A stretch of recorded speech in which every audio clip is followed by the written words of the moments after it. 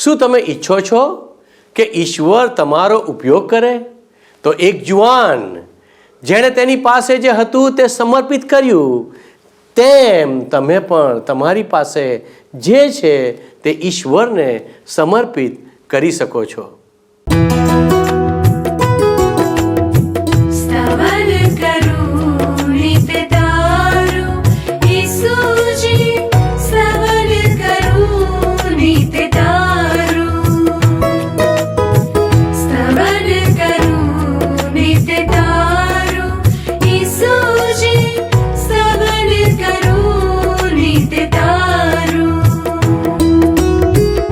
आज सवारे साध सुनी तो महिमा करूं प्रभु तारो, महिमा करूं प्रभु तारो, स्तवन करूं नित तारो.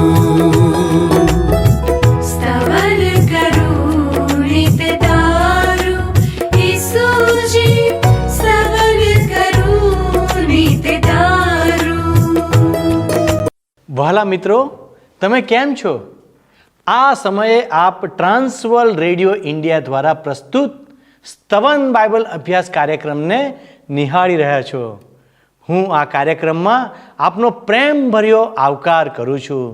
સ્તવન કાર્યક્રમમાં આપણે ઈશ્વરના વચનો દ્વારા આપણા જીવનના રહસ્યોને સમજવાનો અભ્યાસ કરી રહ્યા છીએ. મારો વિશ્વાસ છે કે જેઓ આ અભ્યાસ સાથે જોડાયેલા છે તેમના જીવનોને ઈશ્વર આ વચનો દ્વારા અપરંપાર આશીર્વાદથી ભરપૂર કરી રહ્યા છે. જેઓ પ્રથમવાર આ કાર્યક્રમ નિહાળી રહ્યા છો તેઓને હું જણાવવા માગીશ કે મિત્રો, તમે ઈશ્વરના આ આશીર્વાદોથી દૂર નથી. ઈશ્વરના વચનોનું જ્ઞાન આપણને દુનિયાની બિનજરૂરી બાબતોથી દૂર રાખે છે. તેમના વચનો આપણને જીવનની સૌથી મહત્વની બાબતો પ્રત્યે આકર્ષિત કરે છે. આ વચનોનું જ્ઞાન આપણને માનવ લિખિત પુસ્તકોમાંથી મળતું નથી, પરંતુ ઈશ્વરના પવિત્ર વચનો બાઇબલમાંથી મળે છે. સત્ય વચનો તો બાઇબલ આધારિત છે. ગત અભ્યાસમાં આપણે જોયું કે ઈશ્વરને કોઈ જોઈ શકતું નથી, પણ મનુષ્ય તેમને જોઈ શકે તે માટે તેમણે પ્રભુ ઈસુના રૂપમાં આ પૃથ્વી ઉપર જન્મ લીધો. યોહાનની સુવાર્તાનો અભ્યાસ કરતા આપણે પ્રભુ ઈસુના અલગ અલગ દૈવી ગુણોને જોઈ રહ્યા છીએ અને શીખી રહ્યા છીએ કે તેમણે દુનિયામાં એ સર્વ બાબતો કરી કે જે માત્ર ઈશ્વર જ કરી શકે. આજના અભ્યાસમાં આપણે પ્રભુ ઈસુના 3 મહત્વના દાવાઓ વિશે જોઈશું. આ 3 દાવાઓ આપણા માટે જાણવા બહુ જ જરૂરી છે, કારણ કે આ દાવાઓ આપણા પ્રભુ ઈસુ ઉપરના વિશ્વાસને સર્વશક્તિમાન ઈશ્વર સાથે જોડી દે છે. આજે આપણે તે પણ જોઈશું કે પ્રભુ ઈસુ જ્યારે પ્રથમવાર દુનિયામાં આવ્યા ત્યારે પાપીઓને બચાવવા આવ્યા હતા, પણ જ્યારે બીજી વાર દુનિયામાં આવશે ત્યારે તો ન્યાય કરવા માટે આવશે. આ ન્યાય તો આપણા વિશ્વાસને આધારે કરવામાં આવશે કે શું મેં તેમના ઉપર વિશ્વાસ કર્યો છે. અને જ્યારે ઈશ્વરના વચનો મારફતે આપણી સમક્ષ એ પ્રગટ કરવામાં આવ્યું છે કે પ્રભુ ઈસુ આપણા પાપોની ક્ષમા આપે છે, ત્યારે એ વાતને જાણીને શું તમે તેમનો ઉદ્ધારકર્તા તરીકે સ્વીકાર કર્યો છે કે નહીં? પ્રભુ ઈસુ પોતાના બીજા આગમન સમયે વિશ્વાસીઓને લેવા આવવાના છે. તો આવો આજના અભ્યાસમાં આ અગત્યની વાતો શીખવાનો પ્રયત્ન કરીએ કે જેથી આપણે અજ્ઞાની ન રહીએ અને જીવનમાં ઠોકર ના ખાઈએ. આવો દેવના સેવકને સાંભળીએ. મારી સાથે સાથે તમે યોહાન અનુસાર શુભ સંદેશના 6 અધ્યાયની પહેલી કલમ જુઓ. અહીં લખવામાં આવ્યું છે, એ પછી ઈસુ ગાલિલ એટલે કે તિબેરિયસ સરોવરને સામે કિનારે ગયા. એ પછી એટલે ક્યારે, કયા સમયે? યોહાન અનુસાર શુભ સંદેશના 5મા અધ્યાયમાં જે બધા બનાવો નોંધવામાં આવ્યા છે ને, એ બધા બનાવો બન્યા પછી, અને આ દર્શાવે છે મિત્ર કે ઈસુ સતત કાર્યરત હતા, વહેલી પરોઢથી માંડીને મોડી રાત સુધી, અને ઘણી બધી રાતો પ્રભુ ઈસુ ખ્રિસ્ત એકાંતમાં પ્રાર્થનામાં ગાળતા હતા. ઈસુ પ્રભુ ચોક્કસ હેતુસર કાર્યરત હતા, વ્યસ્ત હતા. ઈસુ ખ્રિસ્ત કોઈ ખોટી દોડાદોડી કે કહેવાતી પ્રવૃત્તિઓ નહોતા કરતા, કારણ કે ઈસુ ખ્રિસ્તે જે કંઈ કર્યું, જે કંઈ કહ્યું અને ઈસુ ખ્રિસ્ત જ્યાં કંઈ ગયા, એ બધાનો ચોક્કસ હેતુ હતો. ઈસુ ખ્રિસ્તના જીવન દ્વારા માત્ર ઈશ્વર પિતાની જ ઈચ્છા પૂરી થઈ. અને આ બાબત બતાવે છે મિત્ર કે આપણા શબ્દો નકામા, અર્થ વગરના, હલકા ના હોય, એની આપણે સંભાળ રાખવી બહુ જરૂરી છે. બીજી કલમ શું કહે છે જુઓ. મોટો જન સમુદાય તેમની પાછળ ગયો, કારણ માંદા માણસોને સાજા કરવાના અદ્ભુત કાર્યો તેમણે જોયા હતા. બહુ જ મોટો જન સમુદાય પ્રભુ ઈસુ ખ્રિસ્તની પાછળ ચાલતો હતો મિત્ર, એટલા માટે કે ઈસુ ખ્રિસ્ત માંદા માણસોને સાજા કરવાના અદ્ભુત કૃત્યો કરતા હતા. આ મોટા જન સમુદાય પ્રભુ ઈસુ ખ્રિસ્ત ઈશ્વર પુત્ર છે એવો વિશ્વાસ કર્યો નહોતો. એ લોકો તો ઈસુ ખ્રિસ્તના ચમત્કારો, અદ્ભુત કાર્યોમાં જ રસ ધરાવતા હતા. એ લોકોનો રસ માત્ર ચમત્કારોમાં જ હતો. એ લોકો ઈચ્છતા હતા કે પ્રભુ ઈસુ ખ્રિસ્ત તેમને સાજા કરે. ઈસુ ખ્રિસ્તનું કાર્ય અને સેવા આપણને માત્ર સાજા કરવા અને નિરોગી કરવા એ નથી મિત્ર. ઈસુ ખ્રિસ્ત તો આપણને આત્મિક રીતે તંદુરસ્ત અને સાજા કરવા માંગે છે. પ્રભુ ઈસુ ખ્રિસ્ત આપણા હૃદયના સ્વામી અને પ્રભુ બનવા માંગે છે. ઈસુ ખ્રિસ્ત આપણા પાપોનો દંડ ભરપાઈ કરવા માટે, આપણા માટે મૃત્યુ પામવા માટે અને ત્રીજે દિવસે સજીવન થઈને આપણને પાપ, શૈતાન અને અનંતકાળના મૃત્યુમાંથી મુક્તિ આપવા માટે આવ્યા હતા મિત્ર. હવે ત્રીજી કલમ જુઓ. ઈસુ એક ટેકરી પર ચડી ગયા અને તેમના શિષ્યો સાથે બેઠા હતા. યહૂદીઓનું પાસખા પર્વ નજીક હતો. મિસર દેશની ગુલામીમાંથી આઝાદી પામ્યાની યાદમાં દર વર્ષે ઇઝરાયેલી લોકો, યહૂદી લોકો પાસખા પર્વ પાળતા હતા. ધાર્મિક પર્વોની ઉજવણી કરતો માણસ, તમે જુઓ મિત્ર, ઘણી બધી વાર પર્વના મહત્વને ભૂલી જઈને આધ્યાત્મિક રીતે નહીં પણ માત્ર ભૌતિક રીતે વર્ષો વર્ષ પર્વો પાળ્યા જ કરે છે. પરંતુ ઈસુ ખ્રિસ્ત જે પાસખા પર્વનું બલિદાન હલવાન હતા, એ સમગ્ર માનવજાતના પાપોનો દંડ ચૂકવવાના હતા. ઈસુએ ચારે તરફ નજર કરીને જોયું કે મોટો જન સમુદાય તેમની તરફ આવતો હતો. તેથી તેમણે ફિલિપને કહ્યું, આ લોકોને જમાડવા માટે ખોરાક ક્યાંથી ખરીદી શકાય?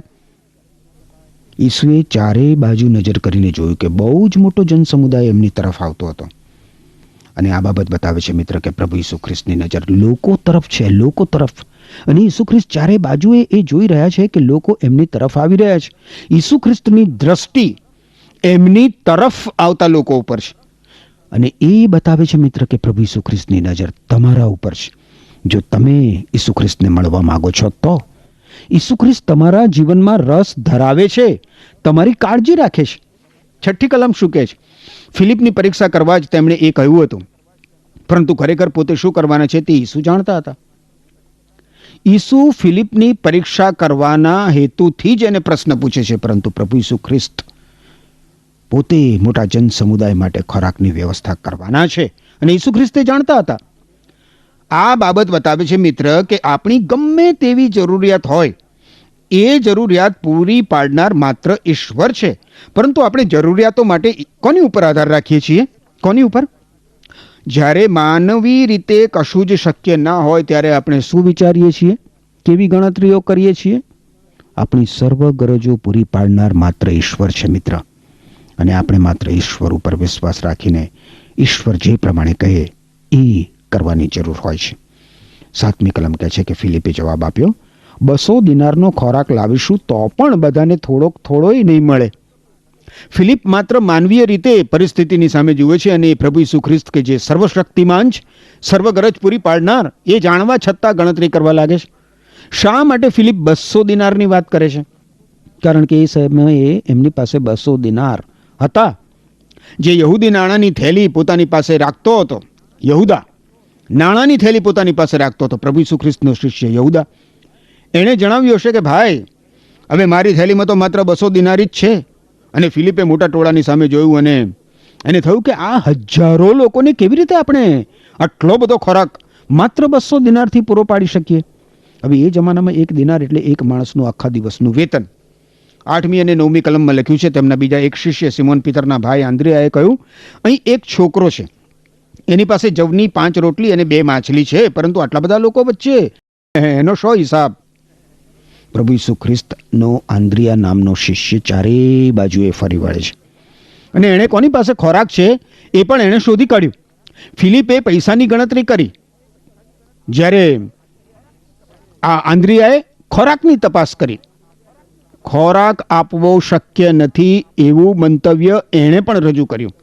એક છોકરા પાસે જવની 5 રોટલી અને 2 માછલી છે, પણ હજારોની સંખ્યામાં માણસોને આટલો ખોરાક કેવી રીતે બસ થાય? માનવીની ગણતરી, માનવીનું સર્વેક્ષણ, માનવીની મોજણી મોટા ભાગે તો નકારાત્મક, નિરાશાજનક જ અહેવાલ આપે છે. મિત્ર, માનવીની ગણતરી અને હિસાબ બહુ સીમિત છે, વિશ્વાસ વગરનો હોય છે. એ બધું ઈશ્વર પુત્ર પ્રભુ ઈસુ ખ્રિસ્ત ત્યાં હાજર હતા અને આ શિષ્યોએ તેમને સલાહ સૂચનો આપવા વગર, પ્રભુ તમે શું કરવાના છો એ અમને કહો, એમ કહેવાની જરૂર હતી. પણ એને બદલે એ લોકો પ્રભુ ઈસુને સલાહ સૂચનો આપવા માંડે છે. 10મી કલમ કહે છે કે ઈસુએ તેઓને કહ્યું, લોકોને બેસાડી દો. ત્યાં ઘણું ઘાસ હતું એટલે બધા લોકો બેસી ગયા. આશરે 5000 તો પુરુષો જ હતા. જુઓ મિત્ર, પ્રભુ ઈસુ ખ્રિસ્ત કેવો હુકમ આપે છે, લોકોને હરોળમાં બેસાડી દો, અને એ પણ લીલા ઘાસ ઉપર, ગમે ત્યાં નહીં. આ કેટલી બધી અદ્ભુત વાત! ઈશ્વરની વ્યવસ્થા અનોખી છે. માણસની કેટલી બધી કાળજી રાખે છે ઈશ્વર. આપણે સારી જગ્યાએ બેસીએ, હરોળમાં લાઈનસર બેસીએ, એની વ્યવસ્થા ઈશ્વર કરે છે. માનવીની ગણતરી અને ઈશ્વરની જે વ્યવસ્થા છે એમાં આસમાન જમીનનો ફેર હોય છે. મિત્ર, બાઇબલમાં જણાવ્યા પ્રમાણે આ મોટા જનસમુદાયમાં 5000 તો માણસો હતા, પુરુષો. એનો અર્થ એ થયો કે સ્ત્રીઓ અને બાળકો અલગ. 5000 પુરુષોની સાથે જો આપણે એક સ્ત્રી અને માત્ર એક બાળક જ ગણીએ તો પણ કુલ 15000નો માનવ સમુદાય થાય. 11મી કલમમાં શું કહે છે? ઈસુ ખ્રિસ્તે રોટલી લીધી, ઈશ્વરનો આભાર માન્યો અને લોકોને વહેંચી આપી. માછલી માટે પણ એમણે એમ જ કર્યું. બધાને જોઈએ એટલું મળ્યું. હવે આ 5 રોટલી અને 2 માછલીઓ માટે પ્રભુ ઈસુ ખ્રિસ્ત ઈશ્વર પિતાનો આભાર માને છે. જે કંઈ ઉપલબ્ધ છે, જે કંઈ પાસે છે, એને માટે પ્રભુ ઈસુ ખ્રિસ્ત ઈશ્વરનો આભાર માને છે અને ત્યારબાદ એ ખોરાક લોકોને વહેંચે છે. અહીંયા સર્જાય છે મિત્ર એક અદ્ભુત ચમત્કાર. માત્ર જૂજ ખોરાકમાંથી હજારો લોકો પેટ ભરીને ખોરાક આરોગે છે અને પોતાની જરૂરિયાત સંતોષે છે. 12મી અને 13મી કલમમાં લખ્યું છે કે બધા ધરાઈને જમી રહ્યા પછી ઈસુએ શિષ્યોને કહ્યું, જે ટુકડા પડી રહ્યા છે તે એકઠા કરો, જેથી જરા પણ બગાડ થાય નહીં. તેથી તેઓએ તે ઉપાડી લીધા અને તેમણે લોકોને ખાધેલી જવની 5 રોટલીઓમાંથી વધેલા ટુકડીઓની 12 ટોપલીઓ ભરી, વધેલા ટુકડાઓની 12 ટોપલીઓ ભરી. જમનારાઓમાં મિત્ર તમને યાદ છે, પુરુષો જ માત્ર 5000 હતા, સ્ત્રીઓ અને બાળકો તો અલગ. કેટલા બધા માણસો જમ્યા!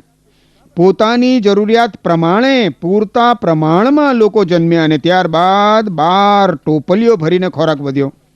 એ ખાતા ખાતા વધેલો ખોરાક હતો મિત્ર. અને આ પ્રસંગ આપણને ખાતરી કરાવે છે મિત્ર કે આપણી પાસે જે કંઈ છે તે જો આપણે પ્રભુ ઈસુ ખ્રિસ્તને સોંપી દઈએ તો પ્રભુ ઈસુ ખ્રિસ્ત તેને આશીર્વાદિત કરે છે.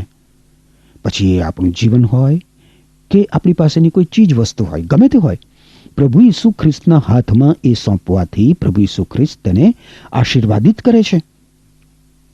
આશીર્વાદિત કરે છે મિત્ર.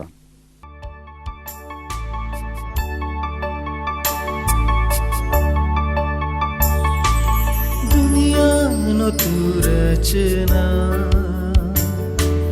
મુજનો તું તારણહાર.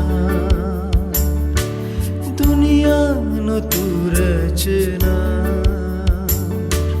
મુજનો તું તારણહાર.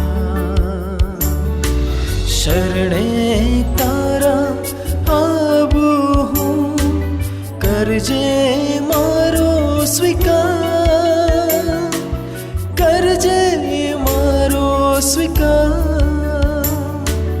દુનિયાનો તું રચના, મુજનો તું તારણહાર. દુનિયાનો તું રચના, जीवनो तू तारणहार शरणे तारा आવું હું કરજે મારો સ્વીકાર કરજે મારો સ્વીકાર દુનિયાનો તું રચના.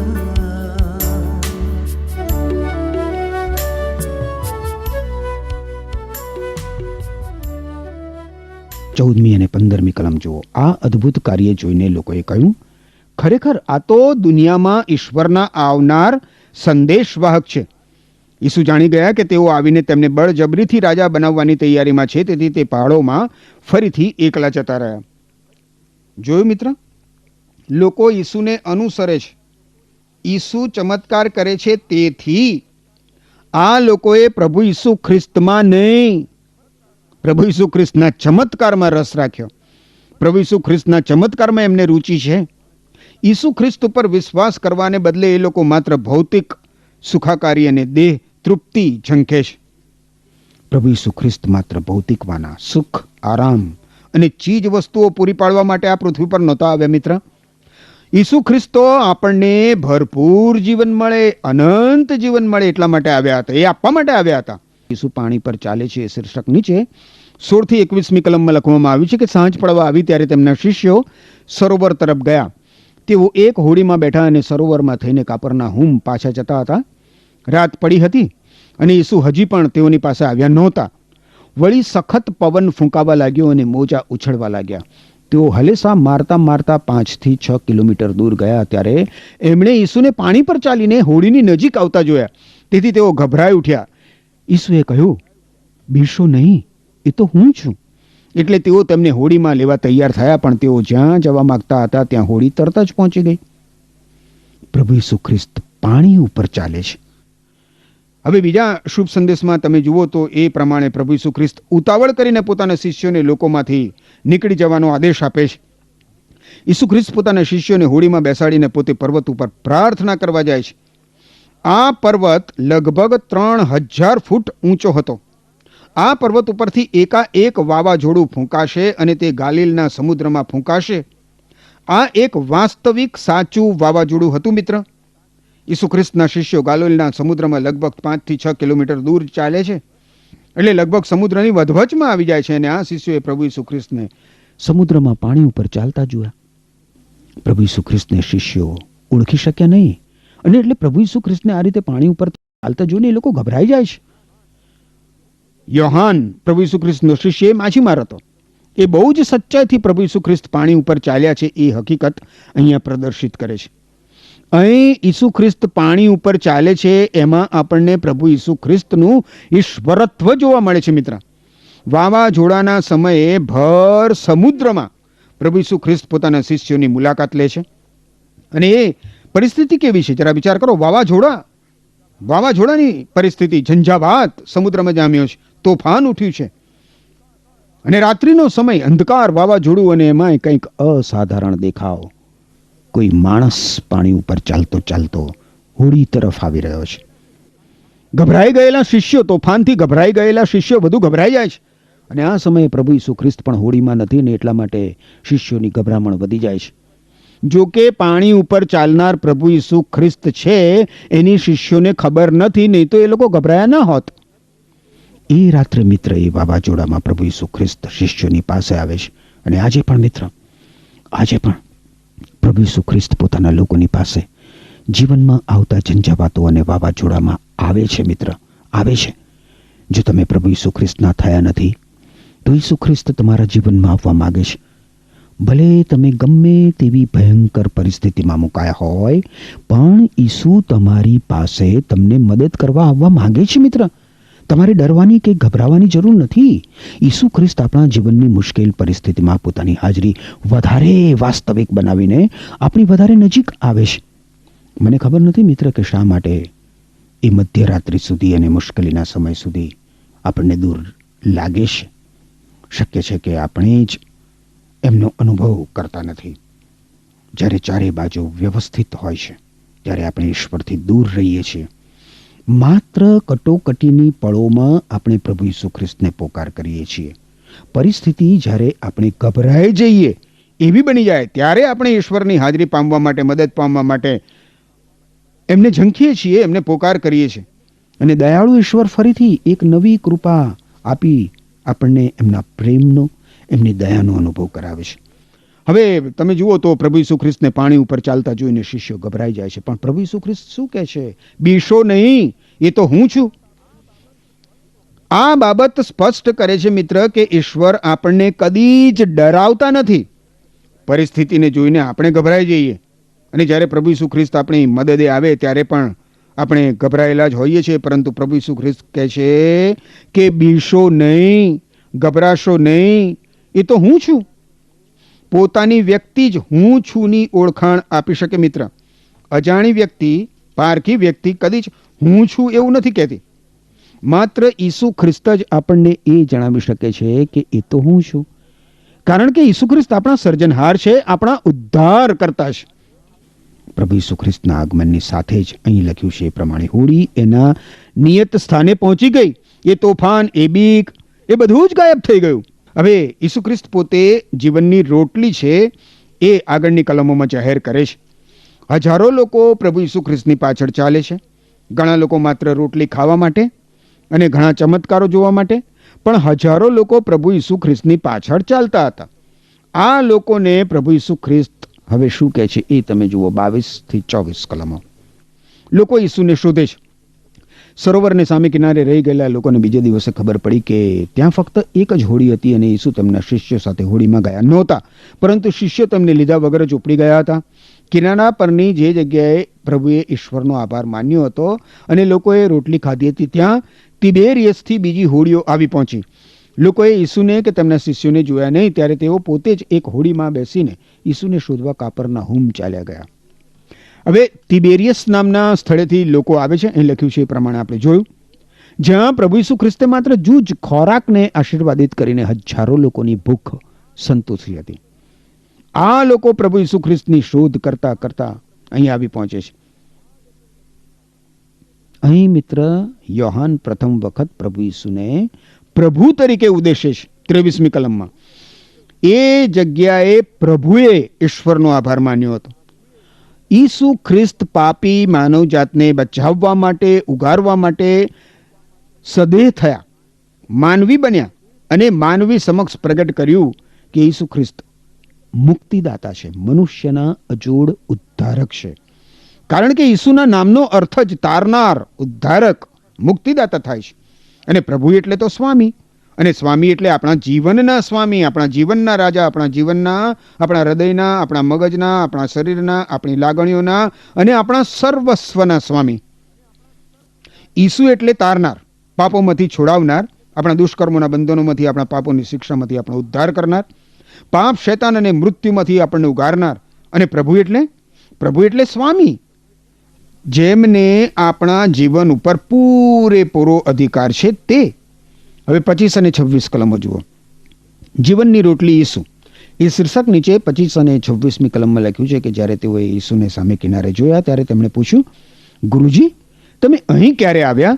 ઈસુએ જવાબ આપ્યો, હું તમને સાચે જ કહું છું, તમે મારા અદ્ભુત કાર્યો જોઈને નહીં, પણ તમે રોટલી ખાઈને ધરાયા તેથી મને શોધો છો.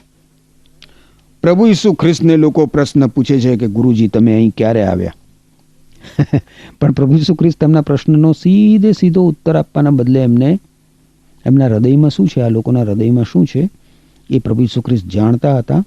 અને કયા હેતુસર પ્રભુ ઈસુ ખ્રિસ્તને એ લોકો શોધતા હતા એ પ્રભુ ઈસુ ખ્રિસ્ત જાણતા હતા. માટે બહુ જ સ્પષ્ટ શબ્દોમાં પ્રભુ ઈસુ ખ્રિસ્ત એમને કહે છે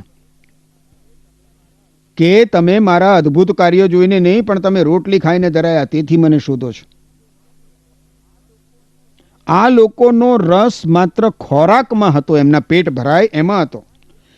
જો કોઈ પણ વ્યક્તિ માત્ર ભૌતિક સુખ ખાતર, માત્ર દુનિયાવી લાભ માટે પ્રભુ ઈસુ ખ્રિસ્તની પાસે આવે તો એમાં આપણને નકરો સ્વાર્થ દેખાય મનુષ્યના હૃદયમાં.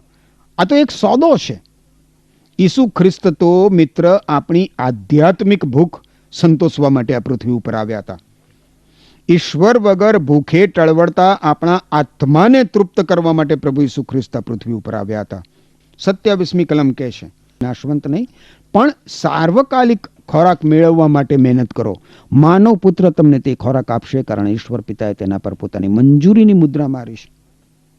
માનવી મહત્વાકાંક્ષા, સ્વાર્થી અને અંગત લાભ, ભૌતિક સુખ શોધવા માટે નહીં હોય છે, પણ ઈસુ ખ્રિસ્ત માનવીને આનાથી કંઈક વધારે કાયમી સુખ અને સાચી જરૂરિયાત પૂરી પાડવા માંગે છે. સાર્વકાલિક ખોરાક મેળવવા માટે મહેનત કરો.